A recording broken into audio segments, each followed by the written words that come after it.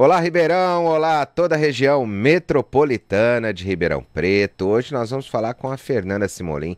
Vamos discutir um pouquinho sobre aquilo que nós falamos há anos aqui no programa, há quase 7 anos, a famosa educação financeira.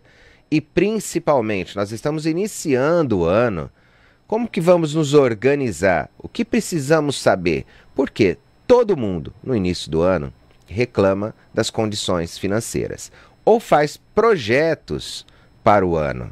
E que, logicamente, todo projeto tem um custo. E aí a Fernanda vai tirar essa dúvida conosco, vai inclusive dar o caminho aí, tirar algumas pedras dos nossos caminhos para conseguir, pelo menos, que nós empatemos. Né? Porque já não perder já é uma glória nesse decorrer desse ano. Fernanda, bem-vinda.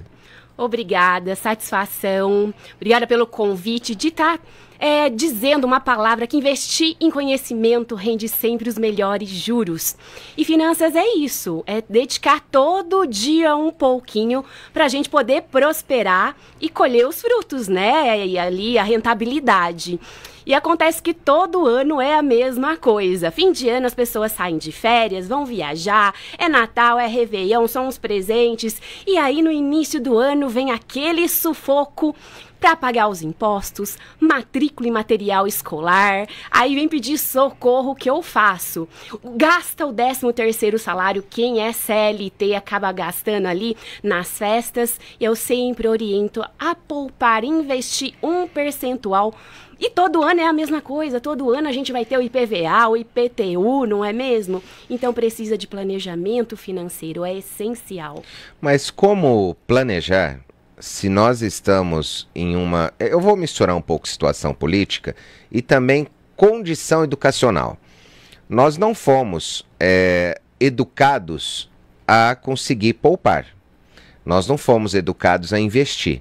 Nós somos educados ao consumismo. Essa é a palavra certa. A vida inteira, eu falo que a minha geração, a geração mais nova, ela foi acostumada a consumir. Porque era um mercado americano que estava crescendo cada vez mais, ele precisava expandir isso para o mundo e precisava que tivesse consumidor. Então, como agora ensinar essa turma, ensinar esse pessoal que nos ouve e nos escuta e também nos vê, como aprender a poupar, como aprender, porque poupar e investir são duas coisas diferentes, né? Exato. Eu gostaria que você explicasse também esse posicionamento de a questão poupança e investimento, e também qual é o primeiro passo? Aquela pessoa que o ano passado, ela está em dívida, o ano passado ela teve problema financeiro, qual que é o primeiro passo que ela tem que dar para iniciar a sua organização financeira? Exatamente. Infelizmente, deveríamos ter educação financeira como matéria na escola. Justamente. Porque a vida toda a gente tem que se relacionar com o dinheiro. E a relação que a gente tem com o dinheiro faz total diferença na nossa vida. Porque se você sabe administrar ele, você vai conquistar uma vida mais confortável, segura, realizar os seus sonhos. Só que muitas vezes é errando e aprendendo. E é repetindo padrões culturais, crenças limitantes que a gente traz lá dos nossos avós, que ter dinheiro é pecado, e não é nada disso, nem na Bíblia faz essa citação que ter dinheiro é pecado, é o mau uso que você faz do dinheiro que é pecado. Então vamos prosperar para a gente poder realizar os nossos sonhos, e para isso é essencial ter o planejamento financeiro, todo dia acompanhar as finanças. Quando eu começo minhas consultorias financeiras, eu pergunto, qual que é o seu custo total mensal? A maioria das pessoas não sabem. Nem empresários. Não sabem, é essencial saber. Então, 70% do povo brasileiro agora deu uma reduzida, está inadimplente. Eu sou influenciadora também do Serasa, então eu sempre recebo ali as informações atualizadas. Inclusive, siga a página lá, porque ele dá ótimas orientações de educação financeira. Ele está preocupado com o tamanho o percentual de endividamento. Então, ele está atuando fortemente na educação financeira. É essencial estar ali buscando diariamente, acompanhando o seu extrato, negociando, aprendendo para otimizar suas finanças. E ali fazer também a faxina financeira. Porque se você não sabe quanto que você gasta, se você não visualiza a sua lista ali, você não tem a noção. E você visualizando, você vai falar, gente, para que eu tô pagando isso aqui? Você nem utiliza mais. Então é reduzir, é cancelar e otimizar esse valor que estava sendo direcionado para aquilo, você direciona para outra coisa. De repente, para fazer a sua reserva de segurança, a sua reserva de futuro, né? Que hoje em dia a grade de investimentos está tão ampla que com pequenos valores você pode começar a fazer sua reserva de segurança e de aposentadoria. E voltando lá, você comentou a diferença de poupar e investir. Poupar é como se for economizar. Você reserva um dinheiro. E investir, você vai direcionar ele para rentabilizar, né? A poupança, eu digo que ela não é interessante, porque a gente tem irmãos dela ali, que nem o CDB, que é um tipo de aplicação, que é o Certificado de Depósito Bancário, a LCI, que é a letra de crédito imobiliária ou a letra de crédito agrícola, que o risco desses papéis é igual da poupança, que são títulos emitidos pelo banco. Então, se o banco vier a quebrar, esses papéis, a poupança, o CDB, a LCI e a LCA, eles estão respaldados pelo Fundo Garantidor de Crédito, que são 250 mil por CPF. Que inclusive é a característica do mais conservador, né? Na hora em que você pega a característica daquela pessoa que vai investir e você identifica que ela está em uma dessas 4 categorias, né? Isso. É porque ela é a categoria mais conservadora. É aquela pessoa que não quer perder. É aquela pessoa que não quer perder, ela quer ganhar em pouquinho, migalhinhas, mas ela vai ganhar isso a curto. Normalmente são 3 anos, a média, por exemplo, da LCI, que ela dá um resguardo interessante, mas você ganha. Tem um retorno. Você vê lá na frente o dinheiro crescer. Agora, é muito difícil no brasileiro, porque é muito misturada a questão do patrimônio e a questão do relacionamento. Quantos relacionamentos nós vimos no dia a dia que acabaram se perdendo por questões financeiras? Porque chega em um momento em que há uma discussão financeira, em que eles já não têm mais uma condição para pagar as contas, começam a ficar endividados e aí os problemas do relacionamento acabam aparecendo. E aí você falou sobre a faxina. Ela é doída, porque você deixa de fazer alguns hábitos que são comuns no seu dia a dia. Você deixa de sair todo final de semana, você deixa de comer a pizza uma vez por semana. Então, isso tudo é doído no brasileiro, né? Infelizmente é assim. E esse empurrar com barriga e acabar utilizando cada vez mais o cartão de crédito, fica naquele pensamento, e é um pensamento que eu tenho escutado muito agora, Fernanda, que é o seguinte: o cartão de crédito, para quem sabe utilizar, você está sabendo utilizar o dinheiro do outro, né? E guardando o seu dinheiro para que lá na frente você consiga pagar. É um pensamento correto? Sim, gosto muito do cartão de crédito, oriento, ensino os meus clientes que hoje em dia a gente tem vários cartões que agregam benefícios. Por exemplo, eu já fui para a Europa ida e volta utilizando milhas aéreas, que eu troquei a pontuação do meu cartão por milhas. Só que hoje o dólar está um pouco mais alto. Analisando os tipos de programa, eu vi que Investback, que é uma forma de devolução de um percentual que eu pago a minha fatura do cartão, ele me devolve em dinheiro investido num fundo que tem liquidez, que eu posso resgatar ou somar na minha carteira de investimentos. Para mim, isso está sendo mais interessante neste momento. Então, eu estou tornando o meu custo, eu concentro tudo no cartão. Então, estou tornando o meu custo em benefício. É estratégia, mas eu acompanho. A cada 3 vezes na semana, eu dou uma olhadinha ali na fatura, vejo como que está a minha utilização. A gente tem que ter inteligência e consciência financeira. É controlar, é cuidar para poder não cometer ali o desequilíbrio, né? Sair do caminho. É interessante na hora que você falou sobre o cashback, o investback, que acaba retornando, né, para a pessoa. Não é em tudo. Alguns utilizam no valor da fatura do cartão, em determinados valores. Em 2,5 é tantos por cento, em 5 mil tantos por cento.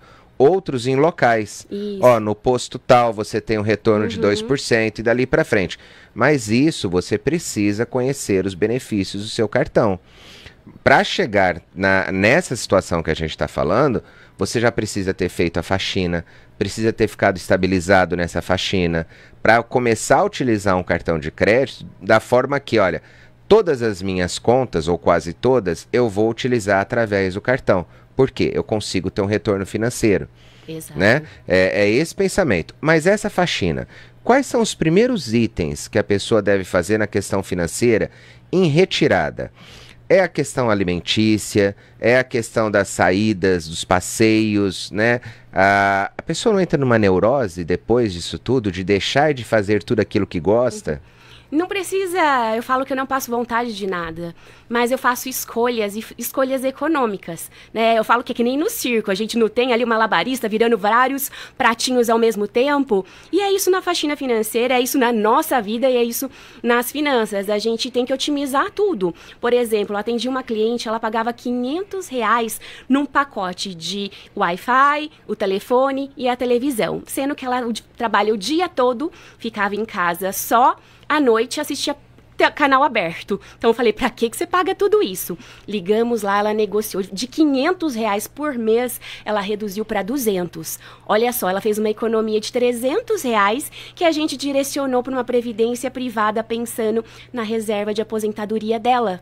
Então, são situações no nosso dia a dia que a gente não pode se acomodar, principalmente com as assinaturas, né? Porque elas sofrem um reajuste anual e às vezes a gente deixa ali no débito automático, a gente nem percebe que teve aquele aumento. E não pode ter vergonha, tem que negociar, tem que solicitar desconto. É lógico que a gente tem que saber o valor do outro. Que o outro ali, por exemplo, tem um comércio, ele paga energia, paga funcionário, mas sempre a gente consegue fazer uma negociação, né? Então, tentar.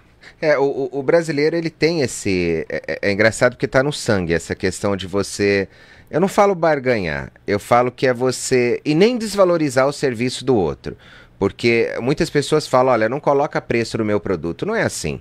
É que você quer negociar. Exato. Olha, eu vou... Inclusive, desde 2017, na época do governo Temer, ele abriu uma possibilidade que era para essa finalidade, que era dar possibilidades para a população, os empresários e os consumidores, né, fornecedores e consumidores, negociarem cada vez mais quando ele abriu a possibilidade do débito, crédito e também do valor à vista. Olha, no crédito você pode colocar uma porcentagem 2, 3, 5%, valor que você paga, né, para a sua financiadora, a dona da bandeira, né?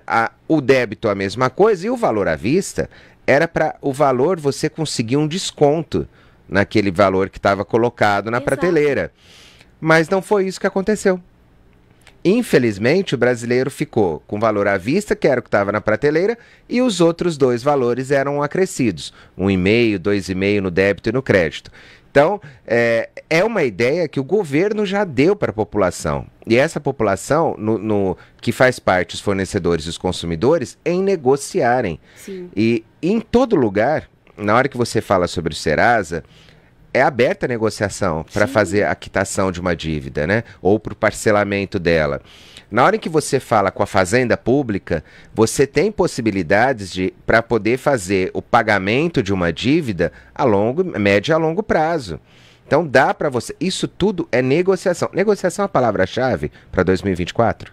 Com certeza. Inclusive, o Serasa está muito aberto, fazendo ótimas negociações, pessoas recuperando o seu CPF, que é aquela coisa, né? O nosso nome é o nosso cartão de visitas. É essencial buscar priorizar. Eu sempre falo, busque aquela dívida mais cara, troque por uma dívida mais barata. Então, conversar, a comunicação é essencial. Agora, a maioria das pessoas, elas não querem nem acessar as dívidas, não querem encarar a realidade. Mas é preciso colocar ali na ponta do lápis, fala, olha, se eu tenho... Por isso que é importante também ter um dinheiro à vista, porque você sempre tem um poder melhor de negociação, né? Ter a reserva de segurança, numa dessa ali, você pode sugerir, olha, eu tenho tanto. Aí eles reduzem ainda mais o valor, você tem um poder de negociação melhor. Na hora em que você vê que no mercado, teoricamente, eu não consigo... captar se isso é uma jogada de marketing feita pelas empresas que trabalham nessa área automobilística, em que demonstra que o crescimento da venda dos carros novos e seminovos houve uma explosão agora no final do ano para cá. Se caso for realmente pontual, for realmente verídico essa conversa, então nós pensamos que o número de financiamentos também explodiu.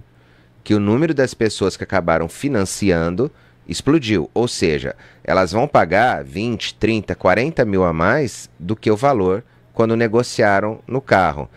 E isso me surpreende, porque mostra mais uma vez que não há ainda questão da educação financeira.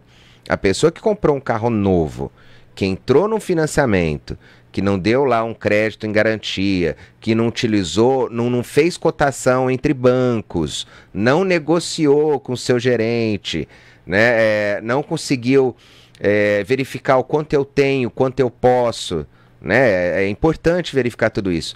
Me assusta, porque com certeza em 5, 6 anos, depende do financiamento, são pessoas que vão estar endividadas sem saber que poderiam ter negociado de uma outra forma, sem aquela pressa, sem aquela correria para comprar o carro, né? Que ele não vai perder, inclusive ele vai diminuir o valor na hora que você tira ele do local, quando o carro é novo, principalmente. E a pessoa não percebe isso. Exatamente. O governo fez um incentivo, né, no último semestre, reduzindo valores aí para carros seminovos. Então, o pessoal foi lá sem pensar nas parcelinhas. O brasileiro adora somar parcelinhas. Ah, só R$ 500 aqui, 700 ali. Na hora que vai somar tudo, não consegue arcar com tudo. E aí onde vem a busca e a apreensão.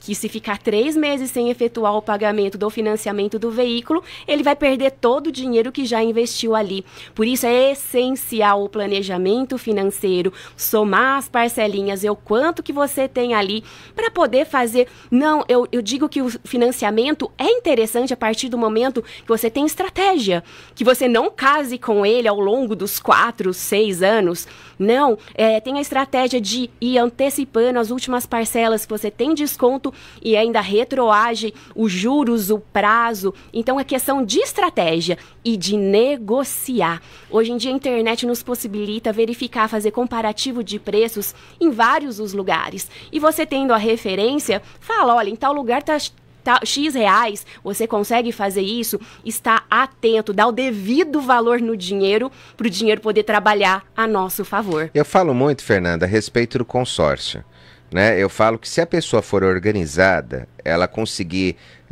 dar tempo ao tempo, né, em querer as coisas, ela consegue fazer um consórcio. Ela vai pagar valores menores, o patrimônio dela vai render. No final, se você colocar o valor de consórcio e o valor de financiamento, o que você paga no financiamento acaba sendo quase 2,5 vezes o valor inicial. No consórcio, você já sabe qual é o valor que você vai pagar lá no final. Então, ele é muito, mas muito irrisório, perto do valor do financiamento. Você, como especialista nessa área financeira, você tem esse mesmo pensamento da questão de organização? A pessoa mais organizada, que não tem pressa, que dá tempo para aguardar, ela busca um consórcio. A pessoa que quer fazer tudo afoitamente, ela vai no financiamento e acaba se endividando?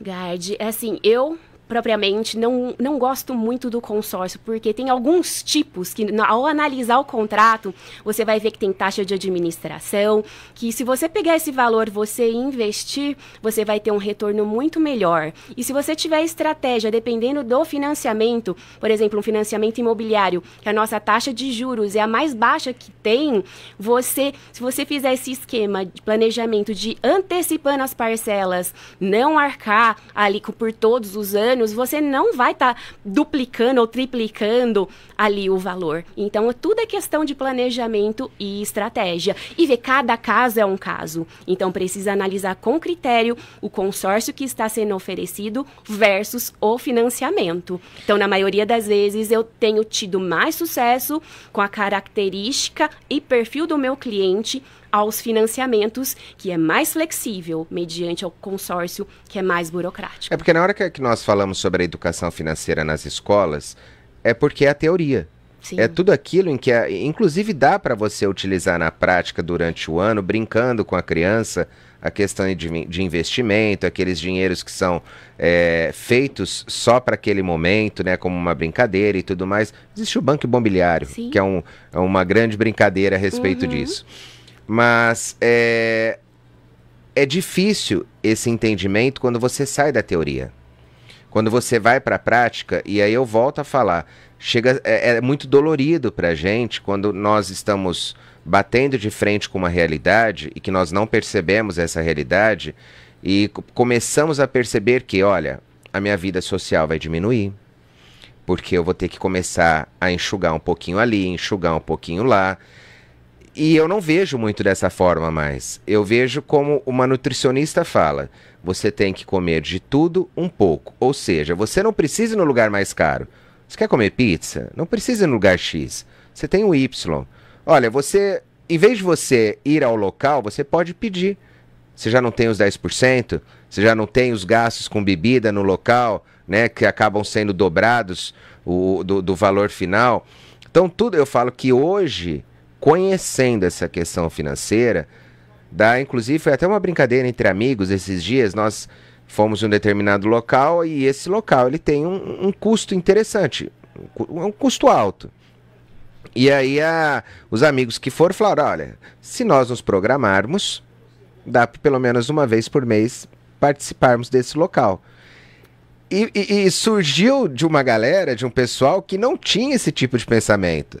Eu falei, olha que interessante, essa questão da programação e de você conseguir utilizar locais atrativos que você goste e que você não se ausente deles por questões financeiras. Exatamente, eu já te falei anteriormente que eu não passo vontade de nada, mas eu faço meu planejamento. A gente tem que se permitir, a gente trabalha para ter esses bons momentos, a gente gosta de estar num bom restaurante, fazer uma boa viagem, mas você tem que abrir mão de alguma coisa, né? Sacrificar alguma coisa.